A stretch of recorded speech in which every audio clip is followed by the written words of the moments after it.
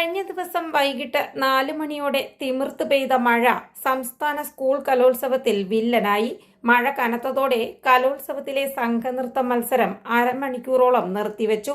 മഴ ശമിച്ചെങ്കിലും മുഖ്യവേദിയായ ആശ്രാമം മൈതാനം ചെളിക്കുളമായി.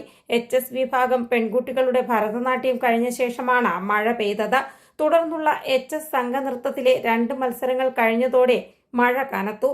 വേദിയിലും മൈതാനത്തും വെള്ളക്കെട്ടായതോടെ മത്സരാർത്ഥികളും ഒപ്പം വന്നവരും കാണികളും ബുദ്ധിമുട്ടിലായി.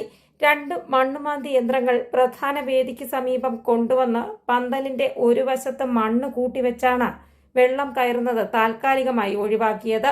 അതേസമയം മഴയും ചെളിയും ഒന്നും വകവയ്ക്കാതെ കലോത്സവ പൂരം കാണാൻ വേദിയിലേക്ക് ജനങ്ങളുടെ ഒഴുക്കാണ്.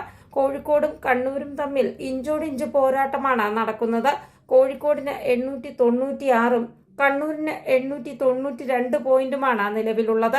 ഇന്ന് നടക്കുന്ന 10 മത്സരങ്ങളുടെയും പോയിന്റ് നില ചാമ്പ്യൻ ജില്ലയെ തീരുമാനിക്കുന്നതിൽ നിർണായകമാകും. News desk India today.